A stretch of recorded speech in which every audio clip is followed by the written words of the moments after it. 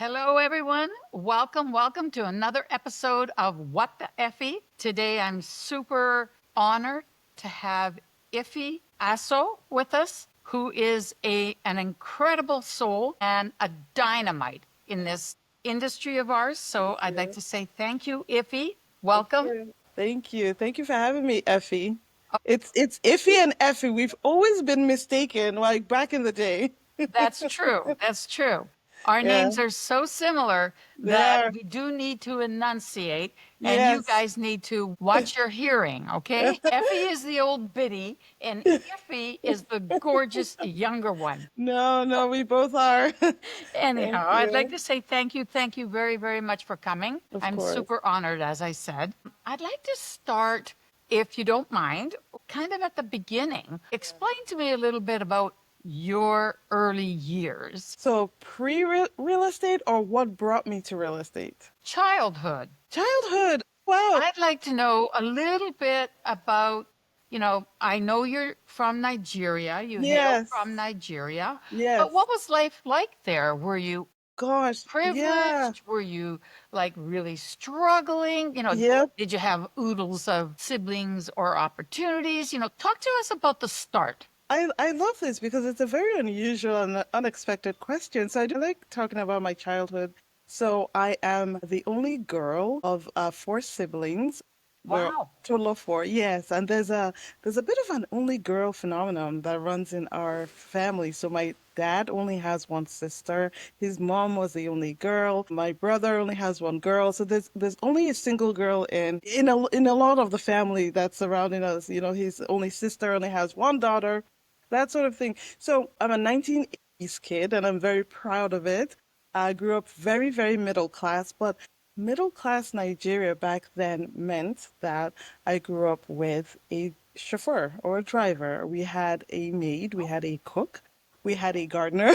So Nice. paid labor was relatively cheap. We had maids. Grew up very middle class, but parents were very, very heavy on the academics. My dad was an engineer. My mom was a French teacher, and she taught at our school. She was able to do something that, my siblings and I still wonder how she did it. She created a very magical environment for us as children growing up. We had a very well balance of, fun activities, academics. It's a very robust social life. So it was great growing up. We lived in different parts of the country because my dad was relocated a lot for work. So I was born in one part, moved somewhere else, came back for school. I was all over the place. Nigeria is a very interesting country. Lots of people there, most populous country in Africa, over 250 languages, of which I speak. Wow. Okay, I'm gonna ask you, how many languages do you think I speak? Well, I do know that Nigerians are very, lingual, so Yes. probably at least three. Yeah, I speak only one. I only speak English. Wait, your mom taught French. You didn't learn I know, French? I know. We were in her French class because we had to be. We were top of the class because we had to be. The minute it became optional, we dropped it like hot pancakes and we're like, we're done. Don't want to be in mom's Oh, class anymore. And so, looking back, we had the opportunity to be polyglots and we just, we blew it there. So yeah, no, I only speak one language. And yeah, no, life was fun. I did go through a bit of an upheaval. My dad left us for a long time, oh, and with that went a lot of the comfort that we I were can used to. imagine. I can Mm-hmm. imagine. Did all Yeah. four children stay with mom? Yes. Yes. So we Okay. were raised by her. She raised us like a single mom. They're divorced. And then it became tough. That's when I learned the principle of money has wings, right? One day you can have it and one day it's gone. That persisted throughout college. But because remember, my mom taught in our school, in elementary school, all the way to high school, actually, it's not like either my siblings and I could go to school and confide in anyone as to what was happening in the teacher's house. So we all swallowed it and we pushed through. My parents are very supportive. I know that there's this stereotype of which is true. There's a stereotype of West Africans and I know it's prevalent in other countries. You have to do certain careers. You can only go to college to, fit certain careers.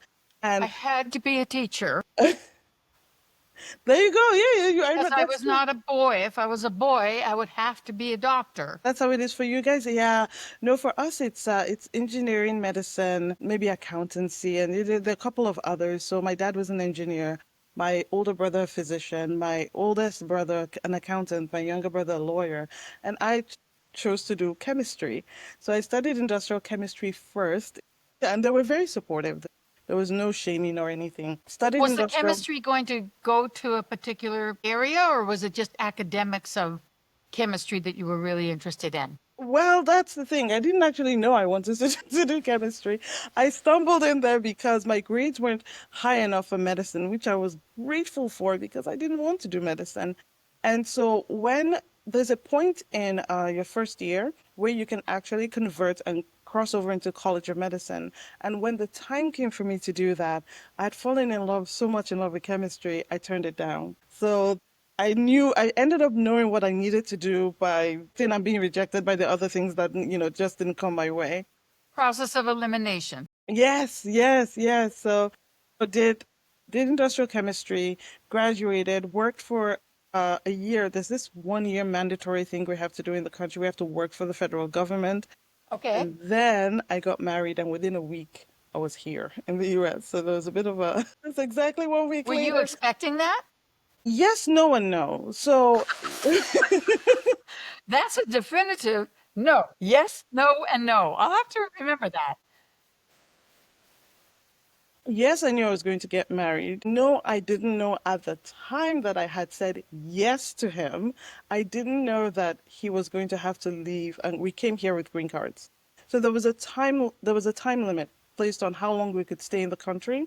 And he Hmm. didn't want my answer to be influenced by whether I was traveling or not because when you asked if chemistry was going somewhere, my plan was to go to the UK and do a master's in chemistry and work for a food company like Cadbury. So I wanted to go to the UK. I didn't want to go to the US. He knew that. So didn't tell me until I said yes. And it was like, okay, just so that you know, we are relocating. So we had to do a wedding really quick and then come here quickly afterwards. Wow. Yes, yes. And Wow. we left in what was one of the hottest months in Nigeria. And we arrived here in March, and they were just getting over one of the worst snowstorms. So, Where? Connecticut, My gosh. Yeah. yes.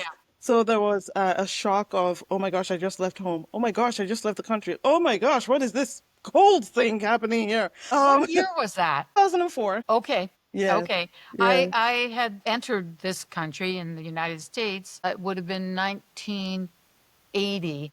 And in Wow. 1979, I went to Boston The with my, blizzard, yeah, it was, they lost 78. hundreds and hundreds of people that died in on the freeway because Oh they gosh, kept their cars on and so much snow came up. I mean, it came to the top of the I cars heard. Yeah, that, it was unfortunate they didn't yeah. get out and keep it clear. Mm-hmm. So it Mm-hmm. scared me. I was like, where am I going? Because I Yeah, thought Boston was, I had a positive view, but that scared me. it was scary. So yeah, Connecticut must have been pretty cold. It was very cold. It was very cold, especially as we came in from I'm still very much a tropical girl. Always wearing sweaters. Yeah, And of course I live here where we only get 2 weeks of summer. I that's survived. funny. So I what survived. did your husband do that brought him here? He must have been a student or was he No, working? so at the time there was a lottery program where you could apply and you would get picked to come over here. You did have to show that you could, get a job and you were not going to be this huge big economic dump on the government. And so he had a college degree, I had a college degree, and so we did get entry level jobs shortly after we got in here. Yeah. Nice. After the shock, what did you do? And how did you move from being in the country Mhm. to where you are now? Yeah, so after the shock, we have Nigerians, we have a lot of hustle in our blood. So after the shock, one had to get a job. And thankfully, I got a job in an industry where I still am. So came in and I was told by very well-meaning people that I only had one option, which was healthcare. And a lot of people that come in, a lot of immigrants that come in at that time were told to go into nursing. I knew I did not like nursing. My brother's a physician. I knew I didn't like that sort of bodily medicines. I wanted nothing to do with that. I kind of took a peek at the book, the entry level book, and I said, not meant for me. What else can I do? How else can I repurpose myself? Where can I pivot to?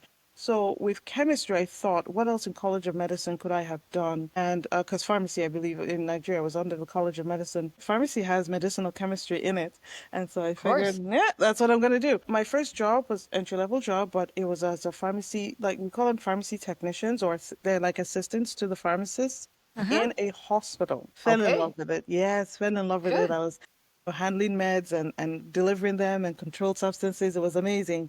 And it was while I was there, I decided I needed to pursue for my pharmacy dream. And my boss actually, she wrote very strong letters of recommendation for me. I applied to only once. Oh my I gosh. know. So okay, so I'll tell you. Okay, listen, I'll tell you about that. I'll tell you why. Because I didn't want to start over. I already had a 4-year degree, and I was asking UConn if I could. It's okay to name drop, but I was Hey, it's asking history. It's history. asking UConn if I could transfer my credits over. And after a lot of back and forth, the lady honestly in the admissions office honestly told me and said, "Listen, it's going to be tough. Your transfer first I had to get my credits interpreted, right? Hmm. From Hmm. Nigeria. We had to see what the equivalent Yep. credits were going to be here and then apply them and then fill in the blanks. And I would be competing with people who went to their pre-pharmacy program and had GPAs. And my GPA was pretty high, but I wasn't a 4.0. I was way up there. I was one of the top in my class, but I can't remember what it was. Also, a 4.0 in one country may not May transfer not be to the a same. 4.0 Correct. in this Correct. When it country. got, There's a Bible that's like that thick that they go by, and yeah, it's not always fair. that's true. I had the same challenge. Really, really. Yeah. Yeah, so there was there's a pharmacist that was there. She was doing something called a residency. I didn't even know what that was, but she went to a school that took the latter 4 years. So pharmacy school out of high school here is 6 years. You do 2 years of pre-pharm and then 4 years of pharmacy school. And so Uh-huh. she went to a school that took the latter 4 years and compressed it. They accelerated it into 2 years and 10 months. And so I Hmm. applied to that school. I asked them what I needed to do to complete my credits and took a gamble, took a leap of faith. Not a risk taker, but apparently I took that risk. And that's why I only applied to that program and I got in. And the goal was to, or the plan was to go work, go through school, come back to Connecticut and be a pharmacist in that hospital where I started out. As I was in my last year of pharmacy school, I now discovered what that word residency meant. In order to learn more about it, there was this group that was, offering lunch and learn free pizza. I'm like, I'm broke. I'm gonna eat it. So let me go learn. So I sat down, learned, and then yeah, I applied to one program again. Interviewed at six, but I applied to just one. I know another risk taken. Applied to one program, got in, did 2 years of residency. During that 2 years, and that's when I had my first child, who's now 15 and a half. And then, had two more after that, and boom, here.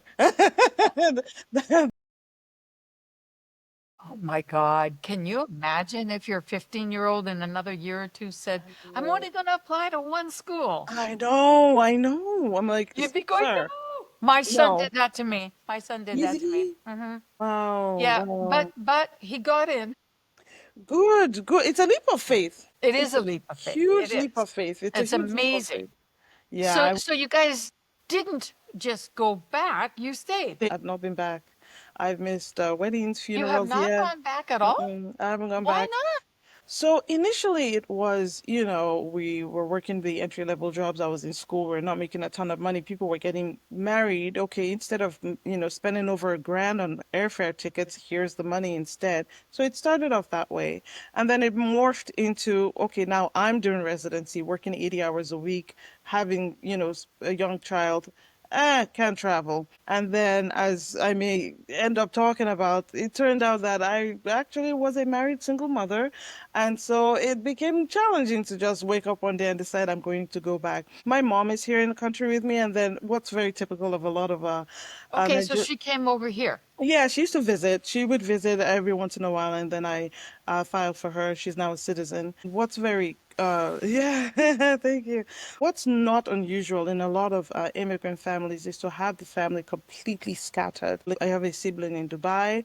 One is in the Gambia, one is in Nigeria. My dad is in Nigeria. So when you say go back, it's like, okay, I'm going back, but to see who, or just one person or two. So WhatsApp has helped make, with video calling, etc. Right, It's helped right. make things, yeah. I understand. I do. I understand. I didn't go back to Greece. I left when I was 5.5, and I didn't go back until I was 17. Oh, wow. And I wanted to see my grandma. I was worried that she would Yeah. pass. And in fact, she did. I mean, I saw her when I was 17, but I didn't get to go again until after I was married at 21, and she had already passed. Oh, So wow, she yeah. was the only one I really wanted to see. I mean, everybody else had scattered, like you said. Yep. Cousins were in Toronto, some were Yeah. in the States, we were in Vancouver. Yeah, it's not uncommon for Hmm. immigrant stories. Yeah. Yep, to be all, Something that a lot of second, third, fourth generation Americans may not understand, oh, that appreciate. you give up in a lot of different ways. Yes. What you give Yes. up to be an American. Yes. Yes. Yeah, Yeah. yeah. Yeah. So when did you become a single mom? How many kids did you have? So I have three. Okay. And like I said, it clearly started when I was still legally married, but I we officially separated and I filed in 2019. Got dragged out for quite a while, so 2022 was official. Yep, and that's actually that was a catalyst for my real estate investing journey. I was actually just telling someone, because someone asked me on a podcast recently, he said, "How did you start?" And I said, "I wish I could tell you I started by reading Rich Dad Poor Dad, but that wasn't it. It started by life taking me and flinging me across the room, back against the wall on the floor in tears. And I said, I have to start life over. And I think for me, there was something that clicked in my brain when my oldest, the now 15-year-old, was going to turn 13, which is, I think, is also a very significant year. And I could see college on the horizon all of a sudden. I'm like, ooh, kid's going to college, go to college. Ooh, who's going to pay his student loans? I'm still paying my student loans. I don't want to pay his student loans. Right. And I think that's where I recognized that all I could do up until that point, or all I had been doing, was exchanging time for money. Because I've always, right out of residency, I've always worked two pharmacy jobs. Absolutely love them. I get so much reward. It's so fulfilling. I love doing them. I'm not looking to, Mhm. quit my job. I hate my job and leave. No, that's not me. But, You're still time for money. yeah, yeah, an additional income stream was needed. And so this was 2022. I live in Massachusetts. It's not like we host the largest, investing conferences here. So I went to where you would find the largest investing conferences, YouTube. So I went to YouTube and I started learning. Like, And I was thinking, is she going to say New York? What's no, she going to say? no, YouTube. no. There you go. No, I'm like, okay, if you're not gonna come to me, I'm gonna go to you. So I went to YouTube and I started learning how to invest. First in the stock market, right? I needed to understand the stock market thing because we are primed, at least healthcare workers, we're primed to just work, work, work, let your 401k work for you. And I didn't even understand what that meant. How were they investing these things? So I decided to go learn by myself. And I got a little bit comfortable with it. I was able to open my own brokerage account, start throwing in some money there. And so this was 2022. And I know the rules, which is don't keep staring at your portfolio every single day. I did. And Dear. and it kept going like that, which I knew. I knew that was normal, right? I knew that was normal. But I wanted something that was either flat or going up because I already had my retirement in, company sponsored 401k accounts. Didn't want to replicate whatever they were doing. So I stopped. And I think because I was also looking into the mechanics of buying a house, so YouTube took those two things, investing and buying a house, and scrambled them. And then one day, I'm on YouTube and there's this short, and this guy comes on there and he's talking so fast. And I'm like, I don't understand a word of what he's saying because I'm still trying to understand real estate. Like, what the heck? This is a scam. I remember this scam. Yeah. And I clicked it away. And maybe a day or two later, I kept thinking, but what if it wasn't? What if it was real? But guess what? I didn't know anybody in real estate. I did not know, I didn't remember his name at all. And so I tried to find the video, couldn't. Found it again. And that's Pace. I'm like, what is he talking about? This is making no sense, but it's intriguing and I've been drawn in. And so that began my journey. I observed, studied, attended for free. I was, just Uh-huh. doing my due diligence. Yep. If there's anyone listening to this, not that if, of course, you have an audience. For anyone listening to this, if you're just starting out, I'm not preaching mentorship. There's a time and place for that. Invest in yourself first. That's right. Different types of That's right. currency. Money is a currency, time is currency, education is currency, relationships are currency. So a Yep. mentorship will buy you speed by bringing the education and the relationships in one place. It won't buy you time really, because you have to put the time in, right? Yes, but it can shorten your journey if you're going to a That's the speed. place where you're going to be able to find some of Correct. the experts. Correct. I agree with you, Correct. although I too, observed Pace at, Mm. I joined Anderson Advising, which was Oh, really? considerably more than Pace. Yes. Yes. I think before, you know what? You just reminded me. That's, I think, how his short came up because they had him on their show, That's right. And right? And I that's where I watched first saw that. him. Yeah, I watched that, and that's how a short of his probably came up on my feed because I'm like, how did this guy show up from nowhere? Yeah. Um, and so I, marched into, decided I was going to join his community, and then marched in, knowing fully well that I was going to be a buy and hold investor. I knew Uh-huh. at that point what kind of investor I was going to be. I knew I was not going to buy in Massachusetts. I had selected Ohio as a market. I Why was going to, why didn't you want to buy in Massachusetts? What's wrong with Mass? we are not landlord friendly. Okay. When my husband graduated from the Harvard Business School and Hmm. I got my degree in education, we stayed Hmm. in Massachusetts, Boston area, Yes.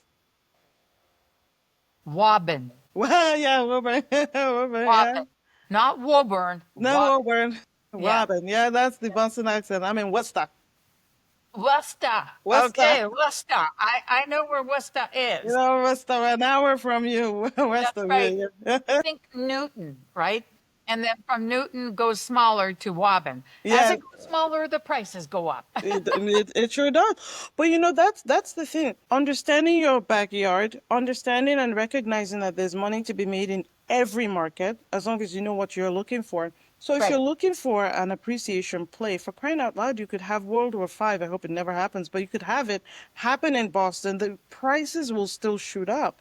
But if you're looking and dependent on cash flow, in a Yep. place that, man, some tenants are not always, they don't always behave on their best. Let's put it Yep. that way Yep. in Yep. terms of I things. agree. I agree.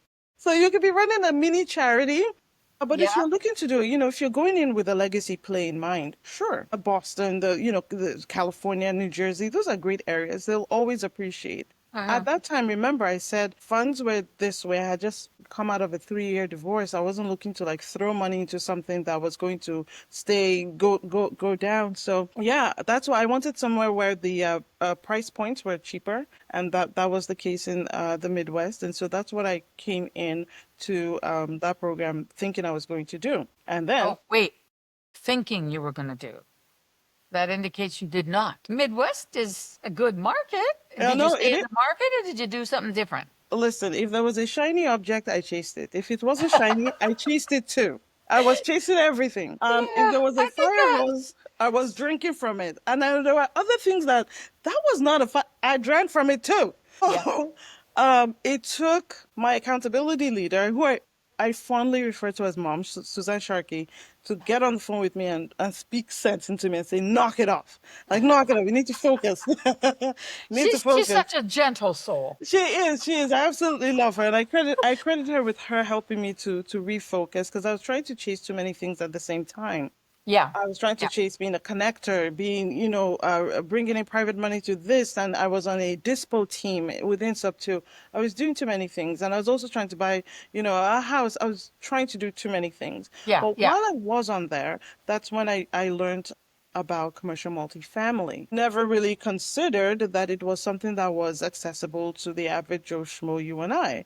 And so, because I had just paid for that I'm sorry, that other mentorship, I made up my mind I wasn't going to pay for another one, right? So I was going to learn this thing for free. So if there was a free gathering online, I was on there. Any Zoom and room, I was bam right there. So, as I recall, Iffy, am I correct in remembering that we were both in Vina's group at the We beginning when it we was free? were. We were. Like, We yeah, were. this is a Yes. great deal. Yes. And of course, We she's were. a smart girl, lady. She knows what she's doing. Once she got us along the road, she's like, okay, pay up. And I was like, I actually joined the vault, I when she did. I did. charged. I You know, joined for 2 years. I was because at that point I was completely focused on commercial multifamily and anything right. that well, and I think paying up for that it was worth it for me. It was still cheaper than That wasn't too bad. It was only a yeah. couple $100. Yeah, it was still Um, cheaper than a mentorship. So I said I could do this. And I took all of her teachings to heart, and all her learning. So I was doing all of that. And actually, because of a lot of the training we got on there, I was able to, because I thought disposition was going to be my way, or acquisitions, I'm sorry, was going to be my way onto a multifamily deal. I okay. thought, okay, all I need to do is get on the phone with brokers. I know what to say, and I'll be able to get a deal. Easy peasy. Lies. For me, Was not quite for you. no, lies, lies, that's a lie. So I had, okay, so remember, I'm not buying in Massachusetts. So now I'm focusing on commercial multifamily. I'm definitely not buying in Massachusetts. I looked at the Sunbelt markets and I figured, okay, what would be the closest market to me? Plain skip hop right away. And I selected two. They always recommend do more than one. So I selected Georgia and North Carolina. We had, I was working with two people from sub two or three who physically lived in North Carolina. So in our heads, we were like, oh, boots on ground, we'll find a deal, we'll take it to a seasoned operator. That's how we're getting to our first GP spot. I Okay. spoke to brokers, they called me right back. There was no hint whatsoever that I didn't know what I was doing because, again, we were properly trained, but I still didn't have a team. That was the truth. Yeah, I was going to say, was that your formation of your first team? No, no. So I didn't have a team because, it took if anyone is trying to get into this acquisitions first, I would say don't, but if you must, when you get that OM from the broker, you want to underwrite it and provide feedback within 24 to 48 hours. You really do. You Yeah, want it to needs stay to be top of fast. mind. Yep. It needs to be fast. I was not fast at all. Not anywhere close. It's true because, I was working two jobs. Underwriting is a whole different thing you have to I Yep. hadn't started this in my 20s or 30s, so I had a different sense of urgency in fulfilling these goals. I needed things to kind of, sharp, sharp. We got to put in an LOI. We got to do this thing right now. So I started getting frustrated. And because there was movement, but it wasn't moving as forward as I would have liked. I could see the promised land. I could see it, but I just couldn't cross over and I didn't know why. And Mm. it was Vina that pointed out that I needed a team. And so, as somewhere along the line, I ran into through what's it called, the Freedom Chasers. That was another community that Oh, right. I the recall. free, yeah, yeah, I'm still part of them. That's another community that they were bringing in seasoned operators to speak and pour into us. One of the people never heard of him until that day. Rod Cleef was holding a multifamily boot camp, a virtual boot camp for 2 days. Oh, nice. It was $47, 13 hours each day, something like crazy like that, wiping out a whole ton of value. And I joined. I listened in and it confirmed all the stuff I had been doing. So I was on the right path. And I was thinking, I'm on the right path. This is a guru. He's telling me I'm on the right path. So when his team did the follow-up call to help you with quick craft a 30-day plan, I Mhm. crafted it, but I told them, I'm not joining your mentorship. And there was no pushback. Okay. And then they moved on. Didn't try to sell me. And then I That's said, good. That's mm-hmm. good. It Oh is yeah. interesting. For those of you who are listening, perhaps that are newer, you will find that the people who are bringing the value, the information, do fall into kind of two distinct camps. Most of them are going to try to close you, and they're Yes. going to expect you to join at a Yes. pretty hefty price. But Yes. there are enough of people who believe in just, okay, it's my turn to give back with an open hand. Correct. Do you want it? If you want it, come and join us. If you don't, we wish you the best. Yes. And yeah, if you can find those, that's the way to get going. That was exactly how it went. They're like, oh no, no, okay, wish you all the best. Make sure you stay accountable and then bye. Okay, bye. And I tried my hand at underwriting. I kept going and then I said, this is ultimately ridiculous. I need a team. So Yeah, I made up my building a mind. team is a little different than necessarily joining, or I don't know, what did you find? Did you find, because I'm not in commercial Yes, multifamily, and in single family, you can do it on your own if you wish, that's although correct. I believe in getting support. Mm-hmm. Did you feel you needed to join a mentorship to build the team? Here's the irony. So the answer to that is still yes and no, and I'll explain why. Well, Yes, no, and no. I'll it's never forget that. I think that's awesome. it's kind of like yo, that's yeah, yes and no. Well, no, Oh, let me tell you why. yeah, please do. I made up my mind to join the mentorship, right? Before I actually did, I had this sort of thing, a one-on-one with someone. You know, when you go on the same, you go, I was hopping on every different Zoom that was out there on commercial multifamily. You keep hopping on there. After some time, you can start seeing the same people. So I had a one-on-one like this with one of those people. Turns out that she was an owner operator. She had a deal on a contract. She had put a team together Mhm. and she had the capital stack. She didn't need me, but someone had opened a door for her in real estate and she was willing to open it up to others. Wow. So I had already made up my mind to join Rod's program, but I joined this team, right? And so both of them kind of happened almost simultaneously for me. And I'll like if I go on, you'll see why I say yes and no. Now, join that team. While we were on there having our meetings, we eventually got a second, first, the deal in question was in Pennsylvania. We got a second one because she lives in Dallas. We got a second one in Fort Worth. Okay. We get under contract. So LOI has been accepted. We've done a preliminary due diligence. The So two of them? for the two of them, yes. So Nice. LOI, yeah. So we're on a, we're on the gun here. One of the key principles on deal number one, family office guy, looks at the underwriting for deal one, the raw numbers, and says, I like this deal. I can fund this deal. Kick everybody off the team. You and me, we split the profits 50-50. Well, you don't have, I know you would have said no. She said no. She said no. She said, I built this team for a reason. No. He said, if you don't do this, I'll walk. And she said, goodbye. Don't let the door hit you on the way out. So out he went with about over $2 million that would have been funded to us. And at this point, I was brand new in Rod's program. Barely anyone knew me. He holds two events for his mentees. I had just attended one.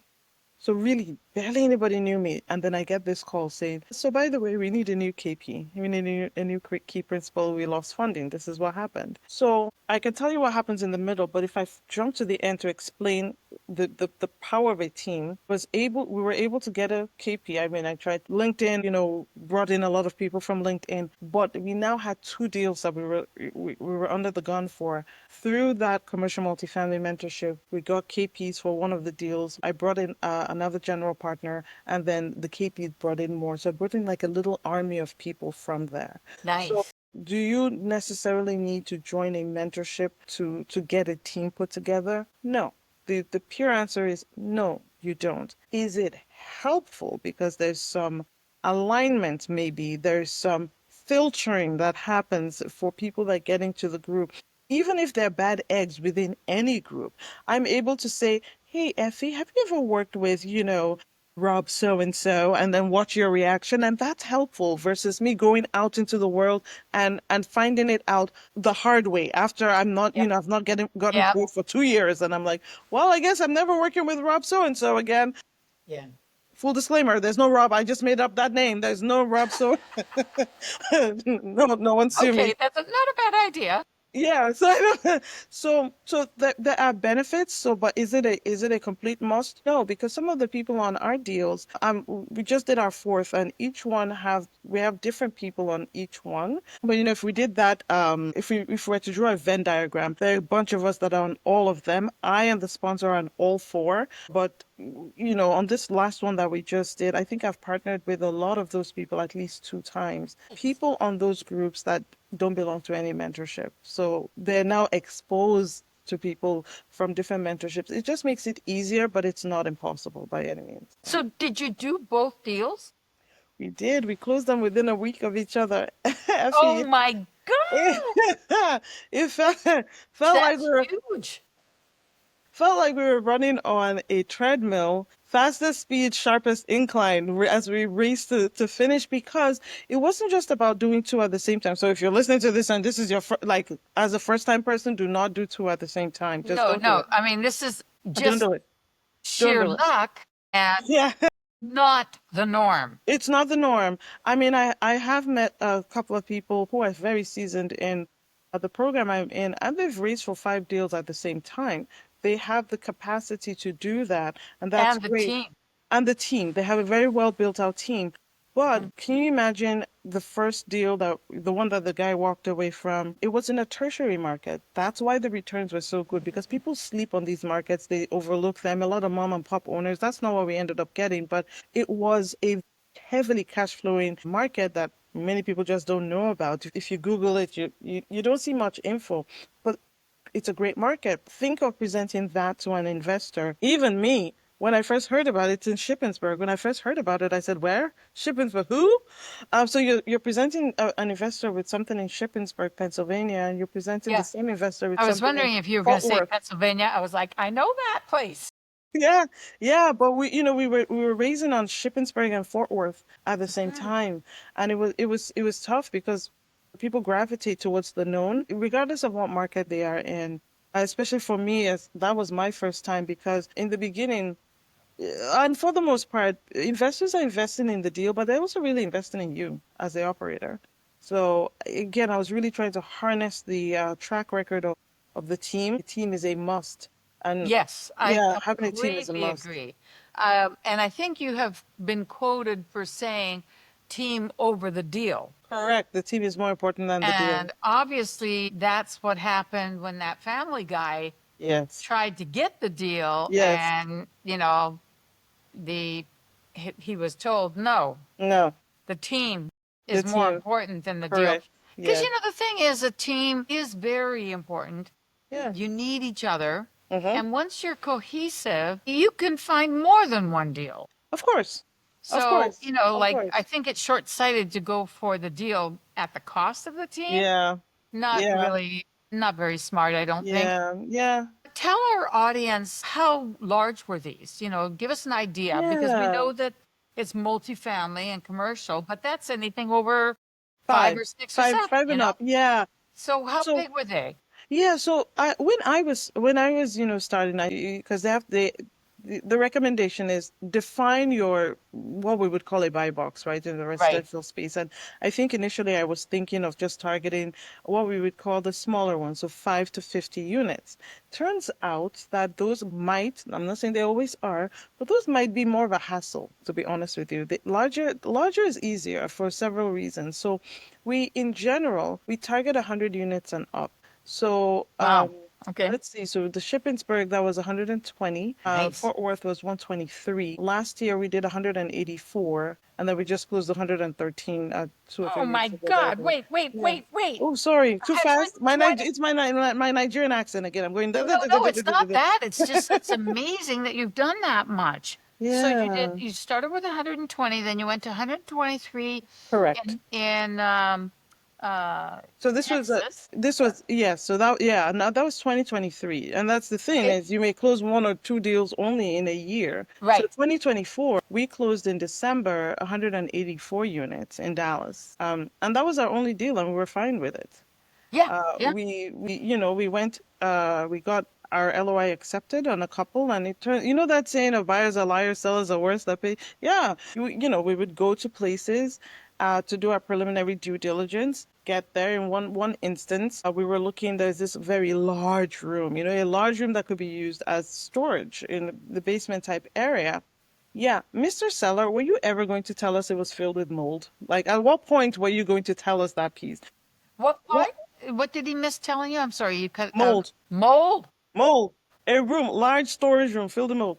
And which, as you know, it's not only going to take quite a bit to get rid of it, but because of the fact that there was absolutely no ventilation there, it was going to just keep recurring.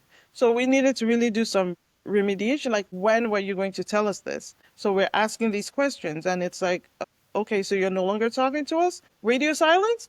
Okay, okay, bye. So things like that. So we went out of contract, no, not contract, but we had a LOI accepted, and we had to back out of so many scenarios where people were less than they're forthcoming with information, Yes, less than yes, truthful. yes. Yeah, Yeah, the investors would not be happy. not at all. Not at all. All that Wow. glittered was not gold. So yeah, we only did one last year and we just closed another one. And we're just, in the stabilization period of that one. But it's been In awesome. 25, In 2025, we just closed where is that one? DeSoto. So it's outside of Dallas. how many units is that one? 13. But Nice. what we did with Fort Worth, which is what we did with the Dallas one, which we will do with this one, is we create an extra unit. So it's 113 now, but it's going to be 114. The 184 is going to be 185. The 123 is going to be 124, that sort of thing. Yeah, you just Nice. take the leasing office and slice it in half because they're large and then, create a new Yeah, yeah, unit. because you can. Can you explain why is it that multifamily that's over 100, like you had originally thought 5 to 50 and found out Yeah. maybe not. Why not? What's different about that? I mean, I had heard Vina say Uh-huh. this already, so I kind of know, but it'd be Yeah. nice to hear it in Explain. here Yeah. so that if somebody's watching and they're thinking about multifamily, because initially you might think, well, it's maybe better to do something that's manageable. Mm-hmm. Uh, why is it that 5 to 50 is not as great as 100 plus? Right. So I'll preface and say it's not as great for me because there are other people that own these, they manage them and they enjoy doing that. One of the reasons why I chose not to is again I was listening to those who are already ahead of me. Why? Because success leaves a blueprint, and if they said no for X number of reasons, I listened. So you're better able to justify property management and on-site management when you go larger. So the property management fees obviously go down as the number of units go up. And I'll give you an example with the 113. So the 113, as an example that we just closed, the seller owns the adjacent property. Oh, So what the property management or the leasing office rather is in the other property. So mm, we noticed that we would during our due diligence, you would have people come to what would soon be ours, knock on the property management office door. There's no one there because they just go away, right? So it may be hard to have that sort of thing, to have, a full-time person on payroll if you only have 10 units. And why do we care about some of these metrics are linked to tenant satisfaction and retention. So some tenants like to see that there's someone there. Whenever we have a problem, we're able to go to the office. There is an office we can call, but we can also go. On one of our assets, we did have one of our property managers stay. We did a bit of a concession. On the other one, we had on-site maintenance stay. We did a bit of a concession. But they like that. Why? I lock myself out, knock, knock, knock. I can get help. So there's that. There's also the fact that some fees just go down instead of you having it's the same thing having the contractor go from this building to that building. It's a one-stop shop. The larger it is, the better, the more competitive the pricing is that we've been getting so far. There was another point I wanted to make. I lost it. well, it's interesting and it makes sense because even Yeah. if you had two, let's say 50 unit, 50 door units, Mm-hmm. one was 2 miles away, Mm, you still have travel time in between and yeah. some inefficiencies Yeah. where if Oh there's yeah, I one, remember. Yeah, I remember the other thing. We were able to cut down. I can't remember the exact. It's about 30,000. We're able to cut down our insurance by about 30,000 by putting our properties on a master lease. So we now have enough that we're able to combine, and our yeah, insurance came down through there. So to each nice. their own. As Shakespeare says, "Know thyself," and I knew that this is the way I wanted to go. With a smaller one, I probably would have had to wear more hats than I already wear enough hats, but I would have probably had to wear a few more hats than I'm wearing right now. Yeah. Wow, that's so impressive. That is Thank so you. impressive. So here you went from really just buying your own house and trying to figure out, okay, getting in, well, who is this dude? Yes. And now, fast forward not that long. It's only been Yeah, it was June of 3 years. 2022. Yeah. Sheesh, I'm Yeah. impressed. Oh, thank you. Yeah, Thank when you put the you. blinders on and you're surrounded with a Exactly. team, part Exactly. of a team. Exactly. Yeah, I think Exactly. that that would absolutely make a lot of difference, and I'm happy for you. Very, very happy Thank for you. you. Thank you. So that's awesome. Thank you. So, you have made it a point to help other people who are minorities and or underrepresented groups. Yes. What barriers do you think still exist for these groups? Mm. And what practical steps do you think that they can take to mitigate those? So my driving force came from the fact that I woke up in my 40s and discovered this entire world. And I said, what in the world? Where have I been? As smart and driven as we all are in the healthcare sector, we are financially illiterate. For the for the most part, a lot of us are. Let me put it I that way. understand you're very busy doing complex things. I get it. Exactly. Exactly. So I think knowledge. So for those who are just coming or they're immigrants, just knowledge, not knowing that these investment opportunities are available, not knowing that it's possible to participate, not knowing that, hey, a ton of this information is actually out there for free. Yeah, you have to use that currency of time and find it and piece it together. Communities are out there. People are moves. A lot of things that we are not aware of is it's a lack of knowledge. There's this knowledge gap. I don't know if it's fueled by the fact that we might be maybe a little bit busier than most because some, I wasn't in those shoes, but some have to work even extra to send money back home, etc. Where are they finding the time to learn all these things? Where are they finding the time to flip houses or get involved in real estate? It takes time.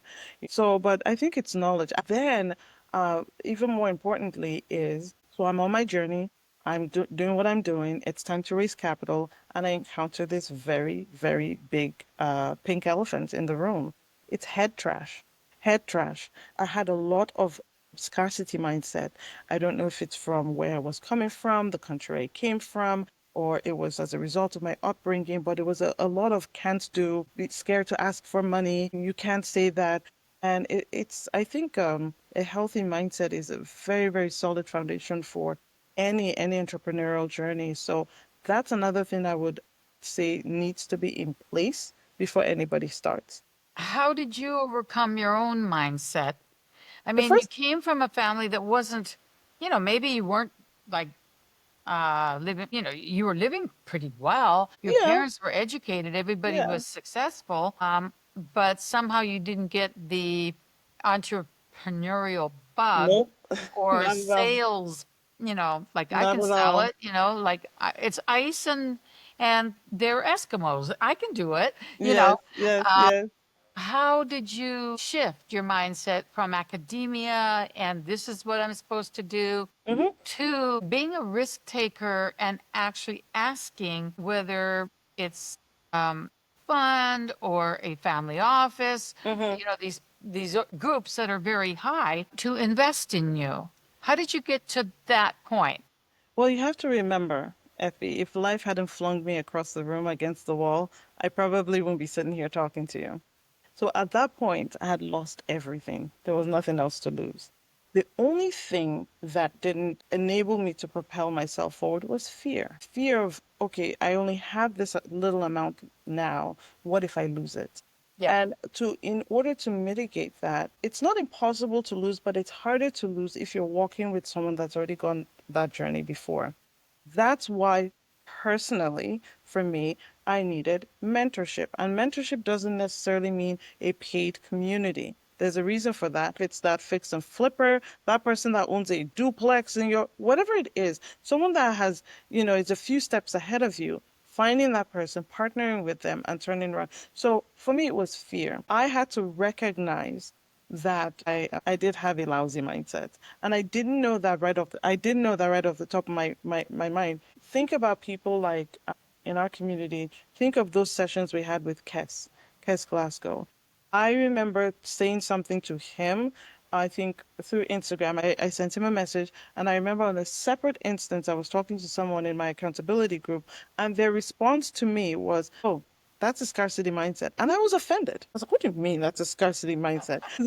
How dare you? And the same way I said when I first saw that short with Pace, the same way I said scam, brush it off, but then kept thinking, what if it's true? So I had to be there has to be a small opening in my heart that there's a need for change, right? I Yep. don't know it all. Yep. I'm on this because I came to real estate thinking I was going to buy houses, and instead I found out that I could be more formidable than I ever thought I was. I was coming from a place of Yay. weakness. Yes, yes. So it's been a journey for me. A lot of folks, and I'm not knocking them at all, but we're always told in the beginning, find your why. What's your why? Why are you doing this? So it's their family, and there's absolutely nothing wrong with that. Mine is, but that's not my primary why. My why is me. I was doing this for me. I had lost so much. I couldn't make decisions. I was second guessing myself because I'd made a decision that led to me finding myself that, okay, guess I Yep. didn't make a very great marital decision. Yep. So you Yep. start second guessing yourself in everything that you're doing. And in order to break through through of that, you're trying to speak with physicians at the hospital, trying to tell them, oh, yes, hey, invest in this. And they're thinking it's a scam, facing rejection. There was a lot that had to go in between these ears. And truth be told, I eventually hired a sales coach, and she is phenomenal because this doesn't come intrinsically to me. You Uh-huh. know, raising Uh-huh. capital, it just didn't. So whether it's, prayers, it's affirmation, resetting yourself, doing the miracle morning, starting yourself at, your highest optimal state. Something has to be offloaded and you refill it and you start at this very high state in order to pour out. And that's Good not for something you. that I was raised to think about or we were taught in school growing up. So yeah, for those who are just starting, if you're an immigrant, believing that you can, I didn't have a ton of family and friends and, that I could pull on, my Yeah. uncles and aunties are not here Yep. funding my investment. So there was that moment where I thought, well, they're funding that person's own. I can see that it's all her family members that she's pulling in as her investors, and I had no one. But this thing I'm doing is going to work. Yeah. Raising capital comes easy for me. I had to, mentally get myself out of that, I don't know, headspace that I was in. So it's been a great, great growth journey for me. Yeah. Yeah. Yeah. I can see that. And I think you're very right that a lot of Yeah. times it's ourselves that limit us. Mm-hmm.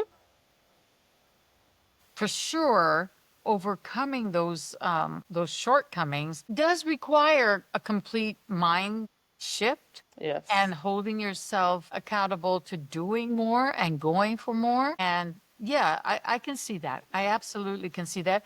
And the thing about raising capital, because I also, raise capital on Yeah. lending, have found that it's so relationship based. It is. It is. That if I know the person and I feel good about the person and I trust them, I'm Yes. still going to vet everything. Of I'm still course. going to You, do all you, the you, underwriting, but it's much easier. And, recently, Raz, my partner, and I yeah. started Sunrise Sunrise. Capital Partners. And, you know, I was kind of shocked when I said, oh my God, Raz, someone on the website, do you know this person? They want to give us money. And he's like, no, I think that one came from you. I'm like, no, I don't know them.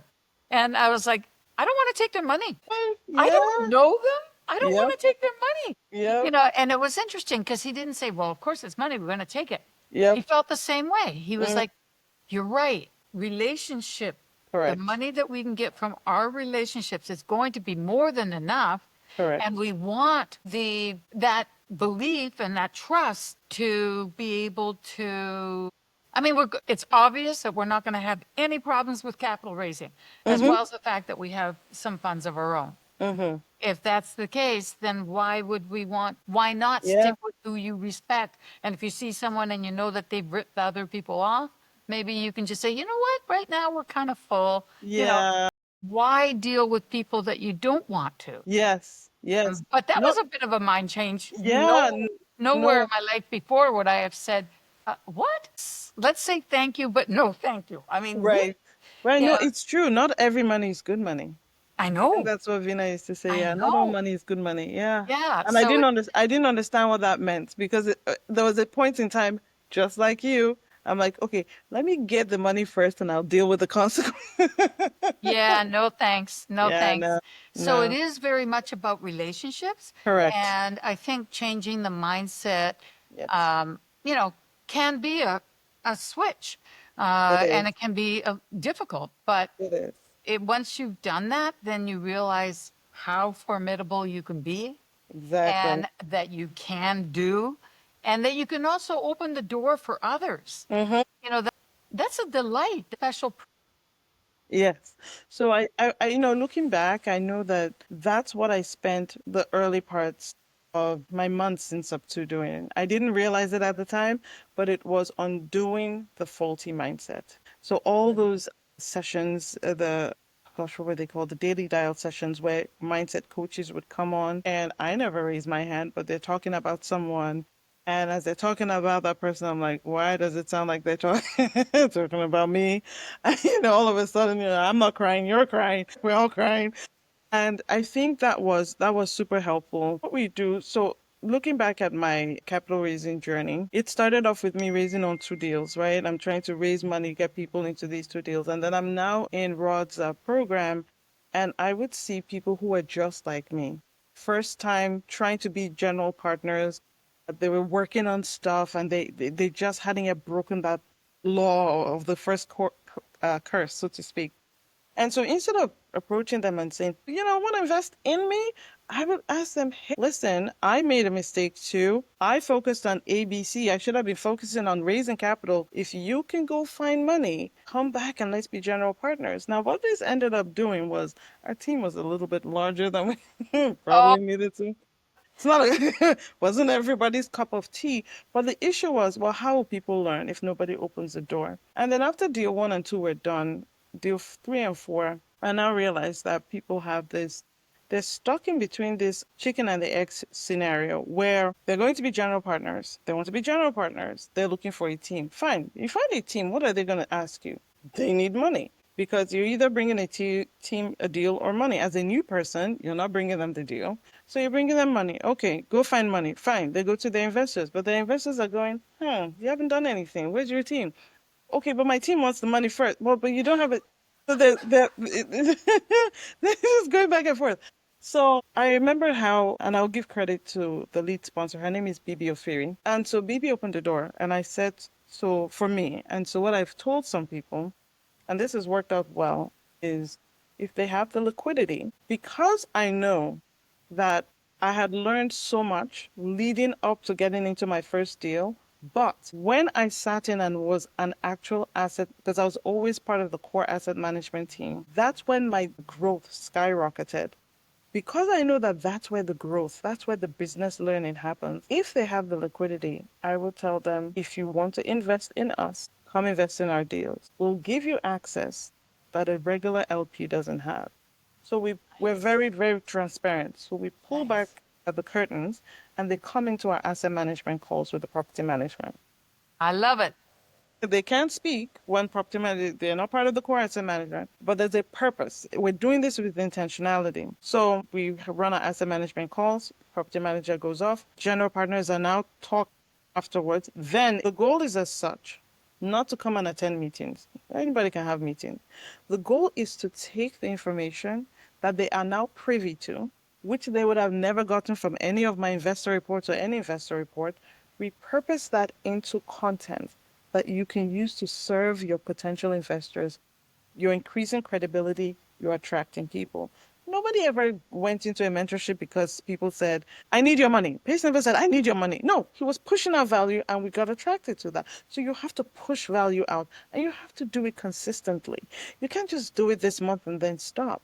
Some people will see you, they will never invest with you on your first deal. Never. They Yep. remember you in your previous life. Oh, is he not the, fix and flipper, or is he not the teacher or whatever? Nah. The second deal, that was beginner's luck. Nah, can be. Well, no, it's true. The I, third I, one, I believe you. the I'm right third one, there. they come out of the woodwork. And they're like, okay, now we know you know what you're doing. And you're like, I really would have needed you for deal number one, but sure, you're here. Fine, let's move on. But you have to be consistent. If you're not Yep. consistently pushing out information, Yep. I think I'm like a broken record. I keep saying, no matter how famous or well known, think of the major brands, Coca-Cola, Starbucks, McDonald's, they still advertise. They Yes. still advertise Yes, of course. out there that they believe does not know what they're doing. So Yep. they still, you have to be consistent. So that's the purpose of how we are empowering and jumpstarting people's multifamily. And even if they don't invest, leading up to when we close the deal, we've allowed certain people who are not investing, sitting on our weekly meetings, just to be flies on the wall and see how a deal goes from LOI all the way to close. Yeah. Wow. That is incredible value add. That's awesome. Very smart. I think I can see why that would work. That's awesome. Yeah. Very Yeah. nice. Very Thank nice. you. Thank you. Thank So you. at this point, I want for you to let our listeners know, how can they reach out to you? We I have our first names up here, Yeah. you know, nice, but it doesn't really tell them everything. They I know how to get me. I'm what the Effie or Iffy. Where can they reach out to you to learn more? uh, so I physically live in Massachusetts, but online I live on LinkedIn. So want There to you go. find me? I'm on LinkedIn. So my first name is Ify. My last name is Asoh. There's only one of me. Asoh. Yes, and I have my titling beside that. So Doctor Pharmacy, so Pharm D. So it's Ify so Pharm D.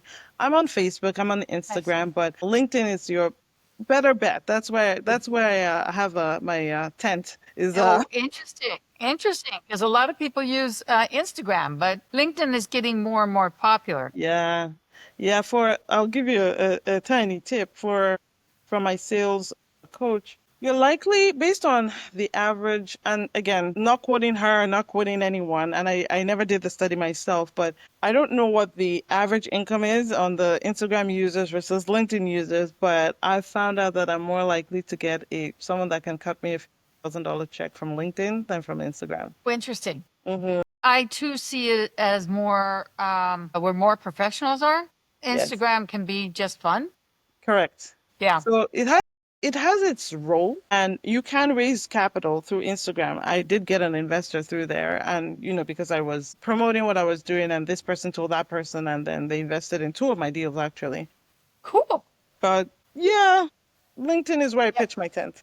I got you. I got you. All right, ladies and gentlemen, there you have it. And I say, if you have the opportunity to connect with Iffy or to meet her, you will be super blessed. I consider that a real luck and Thank you. gift. So thank you very much for coming. Thank you. Thank you, Thank everyone. you for And having we me. shall see you again. All right.